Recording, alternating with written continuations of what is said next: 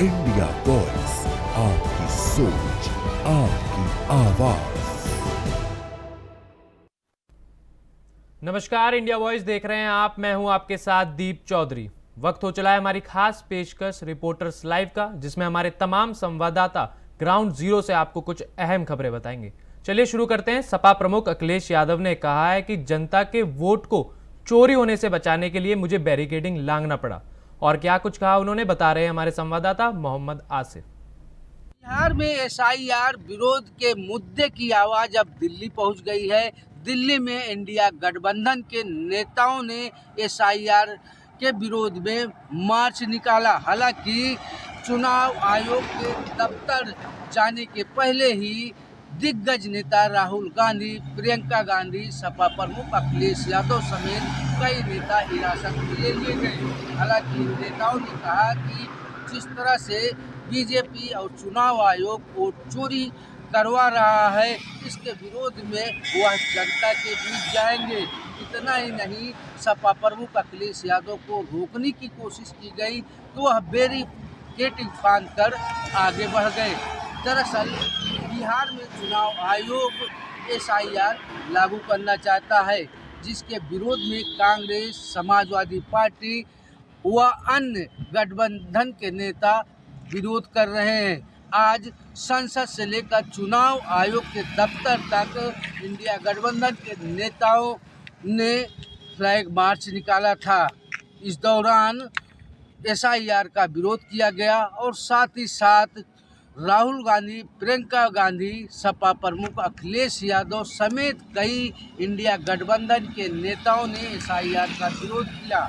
कहा कि वोट चोरी करने का यह नया तरीका चुनाव आयोग ने ढूंढा है, जिसका हम विरोध करेंगे। हो हल्ला के बीच दिल्ली का भी सियासी पारा हाई रहा। इस दौरान जब सुरक्षा कर्मियों ने सपा प्रमुख अखिलेश यादव को रोकने की कोशिश किया तो वह बैरिकेडिंग भी बांध गए और कहा कि वह चुनाव में वोट चोरी रोकने के लिए कुछ भी कर सकते हैं। फिलहाल जिस तरह से एसआईआर का मुद्दा दिल्ली की संसद तक पहुंच गया है, वहां भी प्रदर्शन हो रहा है। अब देखने वाली बात यह होगी कि चुनाव आयोग एसआईआर मुद्दे पर क्या एक्शन लेती है। हालांकि जिस तरीके से एसआईआर का विरोध दिनों दिन बढ़ता जा रहा है, ऐसे में देखना दिलचस्प होगा कि चुनाव आयोग क्या बैकफुट पर आता है या फिर अपने नियमों को लेकर अडिग रहता है। सहयोगी इसरार के साथ आसिफ बेग, इंडिया वॉइस, लखनऊ। अब खबर लखनऊ से, जहां विधानसभा सत्र शुरू होने से पहले प्रदर्शन शुरू हो गया। इस खबर पर विस्तार से जानकारी देंगे हमारे संवाददाता मोहम्मद आसिफ। विधानसभा के मानसून सत्र का पहला दिन हंगामेदार रहा। विपक्षी यानी कि समाजवादी पार्टी के विधायकों ने सत्र शुरू होने के पहले चौधरी चरण सिंह की प्रतिमा के नीचे प्रदर्शन किया। स्कूल मर्जर, किसानों की समस्याएं, कानून व्यवस्था और बाढ़ बारिश के इंतजाम को लेकर सरकार को घेरा। सत्र के दौरान विधायकों ने लगातार हंगामा किया। हालांकि कल 11 बजे तक विधानसभा सत्र हंगामे के चलते स्थगित कर दिया गया है। दरअसल समाजवादी पार्टी प्रमुख अखिलेश यादव ने कल ही विधानसभा सत्र में विरोध को लेकर टिप्स दिया था। समाजवादी पार्टी प्रमुख अखिलेश यादव के निर्देश पर समाजवादी पार्टी के विधायक चौधरी चरण सिंह की प्रतिमा के नीचे धरने पर बैठ गए। नारेबाजी करते हुए विधायकों ने कहा कि जिस तरीके से सरकार हर मामले में फेल है, स्कूल मर्जर कर रही है, किसानों की समस्याएं नहीं सुन रही है और न ही किसानों की समस्याओं का हल निकाला जा रहा है, इसको लेकर उनका यह प्रदर्शन जारी रहेगा। हालांकि सीएम योगी आदित्यनाथ ने प्रेस कॉन्फ्रेंस का साफ तौर पर कहा कि विधानसभा सत्र महत्वपूर्ण होता है, इसमें जनता की समस्याओं और उनके लाभ की बातें होती है, लेकिन समाजवादी पार्टी और लोकतंत्र नदी के दो छोर हैं। फिलहाल जिस तरीके से आज नेता प्रतिपक्ष माता प्रसाद पांडे के नेतृत्व में विधानसभा में हंगामा हुआ। हंगामे के चलते एक बार 15 मिनट तक विधानसभा की कार्रवाई रोकनी पड़ी, लेकिन जब दोबारा सत्र शुरू हुआ तब भी विधायकों ने हंगामा काटा, जिसके चलते विधानसभा अध्यक्ष सतीश महाना ने कल 11 बजे तक के लिए कार्रवाई स्थगित कर दी है। फिलहाल देखना यह होगा कि कल के विधानसभा सत्र के दौरान समाजवादी पार्टी के विधायक कितना हंगामा करते हैं और सरकार को किस तरह घेरते हैं। सहयोगी फैज के साथ आसिफ बेग, इंडिया वॉइस। उत्तराखंड में पिछले कई घंटों से हो रही बारिश ने जनजीवन प्रभावित कर दिया है। इस दौरान क्या कुछ है प्रशासन की तैयारी, बता रहे हैं हमारे संवाददाता अभय कैंतुरा।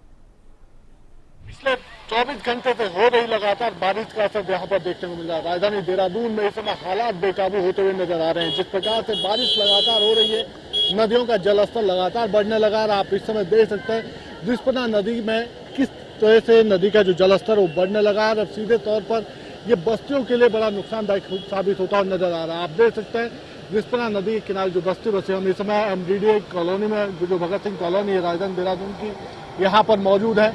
नदी का पानी घरों के जो लेवल तक है उस पर पहुँच चुका है। लोग अपने घरों से पानी को बाहर निकालने का काम यहाँ पर कर रहे हैं। और जिस प्रकार से अभी भी लगातार बारिश हो रही है, क्योंकि मौसम विभाग ने अभी भी ये कह सकते हैं कि अगले 3 घंटे के लिए भारी बारिश का अलर्ट यहाँ पर जारी करा है। जिस प्रकार से ये बारिश का अलर्ट जारी हुआ है, ऐसे में कह सकते हैं कि जो जनता की मुश्किलें हैं वो लगातार बढ़ती हुई नजर आ रही है। नदियों का जो जलस्तर है सीधे तौर पर खतरे के निशान को पार करता हुआ नजर आ रहा है। और पुलिस प्रशासन लगातार मुनादी यहाँ पर कर रहा है कि लोग सुरक्षित स्थानों पर जाने का काम करें, लेकिन जिस प्रकार से बस्तियों के कह सकते हैं लोगों के घर यहाँ पर हैं, कोई अपने घर छोड़ने के लिए तैयार नहीं है। लेकिन अभी भी जो हालात बने हुए हैं वो खतरे से कम नहीं कहे जा सकते। और यही स्थितियाँ अगर आने वाले कुछ समय और यहाँ पर बनी रही तो फिर कुछ और बड़ी दुर्घटनाएं यहाँ पर हो सकती है। लगातार कोशिश यही है, प्रशासन अपनी तरफ से अवेयरनेस फैलाने का काम कर रहा है, लेकिन जो बारिश है वो खलनायक की भूमिका अदा यहाँ पर कर रही है। और खलनायक इस भूमिका में कह सकते हैं कि जो आम जनता है वो परेशान होती हुई नजर आ रही है। और लगातार जो जनता की जो मुश्किल है वो बढ़ती नजर आ रही है। और कुछ तो ये कह सकते हैं कि जिस प्रकार से जनता परेशान है, तो ऐसे में समझा जा सकता है कि प्रशासन को और सुध लेने की आवश्यकता है, ताकि इन जनता की जो मुश्किल है उनका हल यहाँ पर निकाला जा सके। कैमरामैन अभय कैंतुरा, इंडिया वॉइस, देहरादून। श्री कृष्ण जन्माष्टमी की तैयारी के लिए जन्मस्थान के पदाधिकारियों ने तैयारियां शुरू कर दी हैं। क्या कुछ हो रही है तैयारी, बता रहे हैं हमारे संवाददाता मोहम्मद फारूक। इस बार भगवान श्री कृष्ण का जन्मोत्सव बहुत धूमधाम से मनाया जा रहा है। श्री कृष्ण जी का 16 अगस्त को जन्मोत्सव मनाया जाएगा, जो 52वां जन्मोत्सव होगा। इसको लेकर जिला प्रशासन तैयारियों में जुट गया है। तमाम विभाग इसमें तैयारियों में लग गए हैं। विभागों के अधिकारी खुद मॉनिटरिंग कर रहे हैं। नगर निगम, PWD सहित तमाम बिजली विभाग और अन्य विभाग भी इसमें कार्य कर रहे हैं। जन्मोत्सव की तैयारियों को लेकर इस बार जो है अनेकों रूप से तैयारियां की जा रही हैं। दीवारों पर वॉल पेंटिंग, मथुरा से वृंदावन को सजाया जा रहा है। वहीं जो DM हैं चंद्र प्रकाश सिंह, SSP श्लोक कुमार सुरक्षा की दृष्टि से भ्रमण कर रहे हैं और तमाम क्षेत्रों का दौरा कर रहे हैं।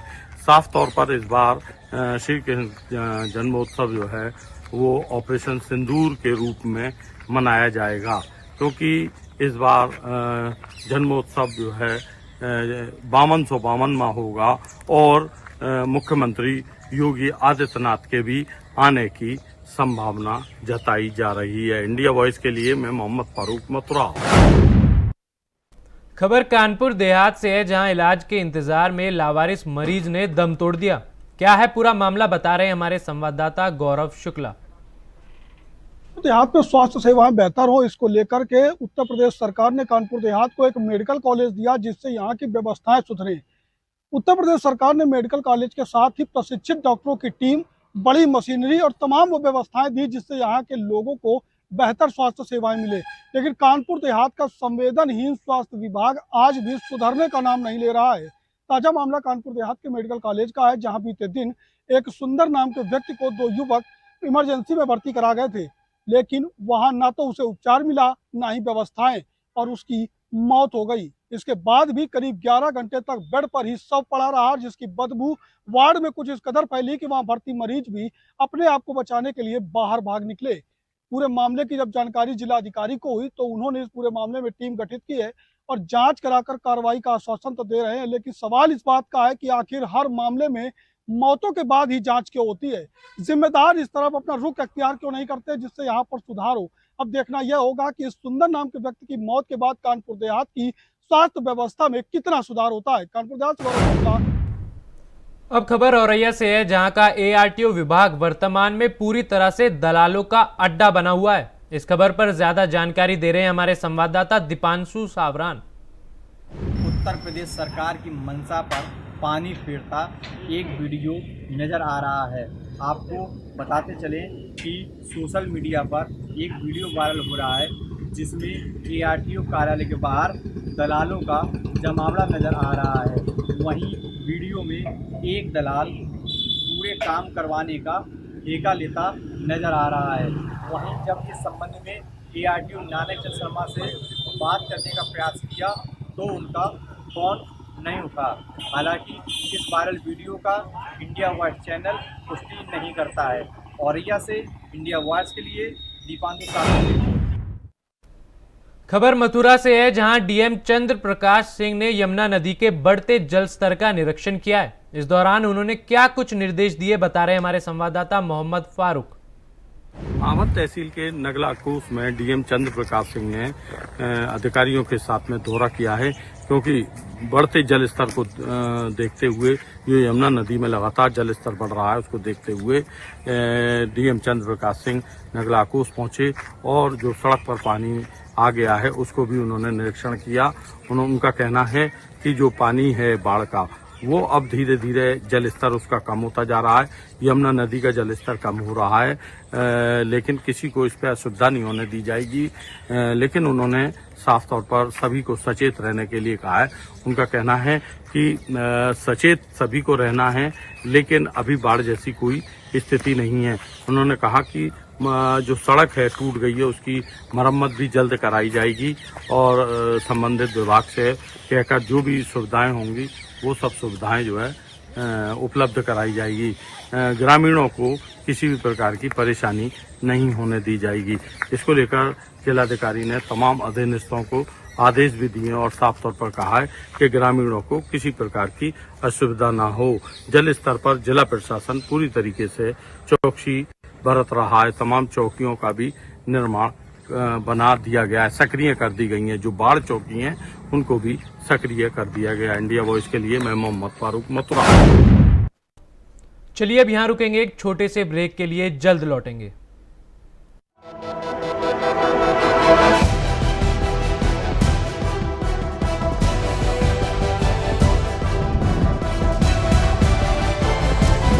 इंडिया वॉइस, आपकी सोच, आपकी आवाज।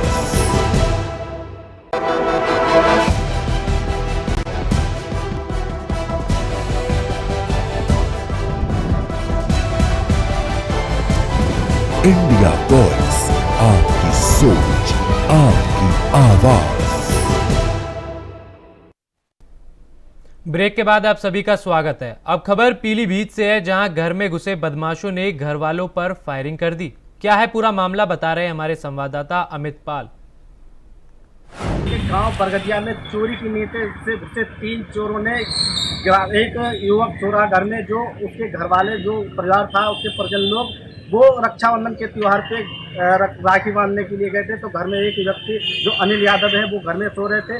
चोरों ने चोरी की नीति से घुसे, घर के बाहर बिजली की केबल काट दी, घर में अंधेरा हो गया। जिसके बाद में चोरी की नीति से घुसे और आहत सुन के अनिल यादव की आंखें खुल गए, जिसका उन्होंने विरोध किया। विरोध करने के बाद में एक चोर को पकड़ लिया, जिसके बाद चोरों ने उनके ऊपर फायर झोंक दिया, जिसके अनिल यादव के बाएं हाथ में गोली लगने से गंभीर रूप से घायल हो गए। उन्हें पुलिस के द्वारा जानकारी मिलने के बाद उन्हें CFC पुणे लाया गया, तो हालत गंभीर होने के बाद में हायर सेंटर लखनऊ रेफर किया गया। फिलहाल जानकारी मिलने के मुताबिक अनिल यादव खतरे से बाहर है, लेकिन चोरी की वारदातें आए दिन देखने को मिलती रहती हैं और बराबर चोरी होती चली जा रही है। अब देखना ये कि क्या कार्रवाई की जाती है, क्या कार्रवाई नहीं की जाती है। जब तक ये देखते रहिए। अब खबर प्रयागराज से है, जहां संगम में गंगा और यमुना नदियों का जल स्तर तेजी से कम हो रहा है। इस दौरान क्या कुछ खास रहा, बता रहे हैं हमारे संवाददाता शोएब। गंगा और यमुना के जलस्तर कम हो जाने के बाद संगम नगरी प्रयागराज के ऐतिहासिक हनुमान मंदिर परिसर में जो पानी पहुंचा था वो अब वापस जा चुका है और एक बार फिर से मंदिर में बाकायदा साफ सफाई करने के बाद पूजा अर्चना शुरू कर दी गई। दरअसल जलस्तर बढ़ने के बाद मंदिर के अंदर मां गंगा का प्रवेश होता है और इस तरह की परंपरा रही है कि ऐसा शुभ माना जाता रहा है और इस बार ऐसा 3 बार हुआ जिसकी वजह से गंगा का जलस्तर बढ़ने के बाद वहां पर पानी पहुंचा था। उसके बाद मंदिर के जो कपाट है उसे बंद कर दिए गए थे, लेकिन अब एक बार फिर जलस्तर कम होने के बाद जब वहां से पानी कम हुआ तो फिर से एक बार बाकायदा विधिवत पूजा अर्चना की गई। वहाँ के जो महंत है बलवीर गिरी, उन्होंने पूजा अर्चना की, शंखनाद किया और उसके बाद अब श्रद्धालुओं के लिए कपाट खोल दिए गए हैं। लोग वहाँ पर पूजा अर्चना के लिए पहुँचना शुरू हो चुके हैं। तो कह सकते हैं कि ये देश दुनिया का अकेला ऐसा मंदिर है जहाँ हनुमान जी विश्राम की अवस्था में, इसलिए इसकी मान्यता बहुत ज़्यादा है। बहुत बड़ी संख्या में देश विदेश से लोग यहाँ पर दर्शन के लिए आते हैं, लेकिन बाढ़ की वजह से कुछ दिनों तक दर्शन नहीं मिल पा रहा था। अब एक बार फिर से आज से ये पूजा अर्चना के बाद खोल दिया गया, जिससे बड़ी संख्या में श्रद्धालु एक बार फिर हनुमान जी के दर्शन करने पहुँचना शुरू हो चुके हैं। Shoaib India voice Prayagraj. अब खबर सिद्धार्थ नगर से है, जहां वृक्षारोपण के लिए वितरित हुए पौधे रखे रखे सूख गए हैं। क्या है पूरा मामला, बता रहे हमारे संवाददाता राकेश। एक तरफ जहां सरकार एक पेड़ मां के नाम लगाने की बात कर रही है, वहीं ग्राम प्रधान के द्वारा अपने घर पे ट्रैक्टर पे खड़ी जो पेड़ लगाने थे खड़े खड़े वहां सूख गए, लेकिन ग्राम प्रधान ने वो पेड़ कहीं नहीं लगवाए। अब देखने की बात यह है कि कहा जाता है कि हर साल 1 लाख से लगाए गए, लेकिन आंकड़ों में तो 1 लाख दिखाई दे रहा है, लेकिन हकीकत ज़मीन क्या है इस वीडियो में आप देख सकते हैं। जिस तरह से ये पेड़ सूख गए रखे रखे, आखिर इसमें कौन दोषी है? जो दोषी है उनके खिलाफ कार्रवाई होनी चाहिए।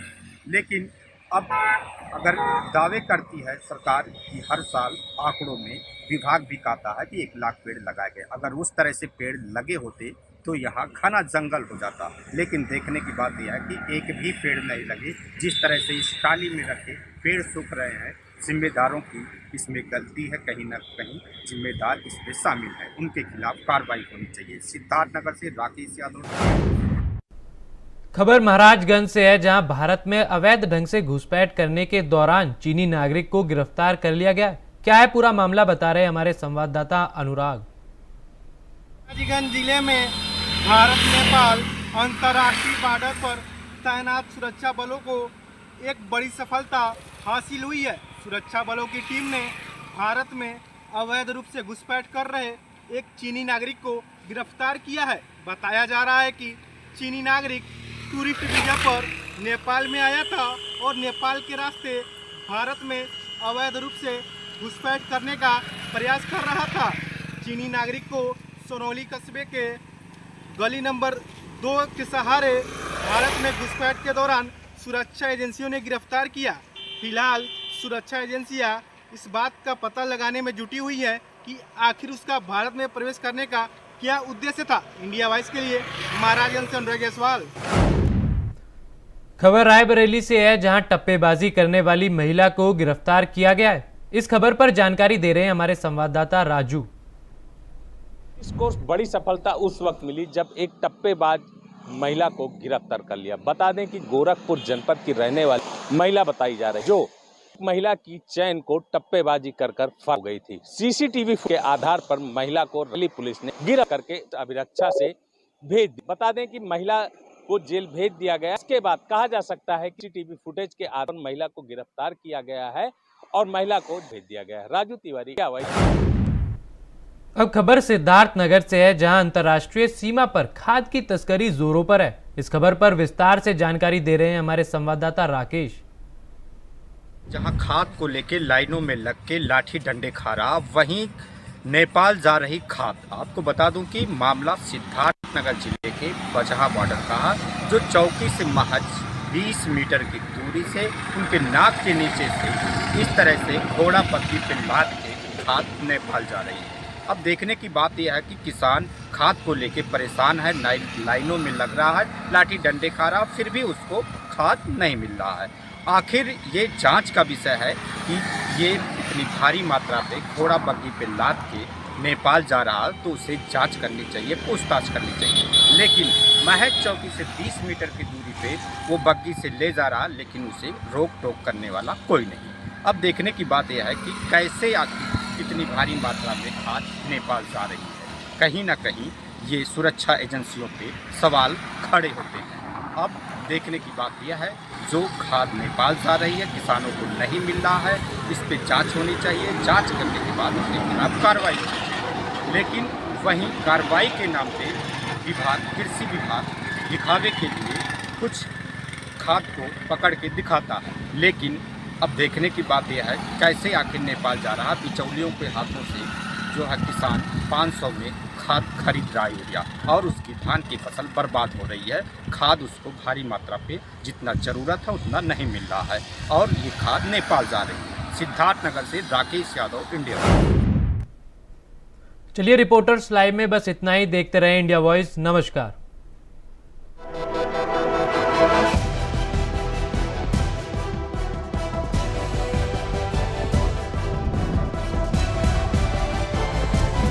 इंडिया वॉइस, आपकी सोच, आपकी आवाज।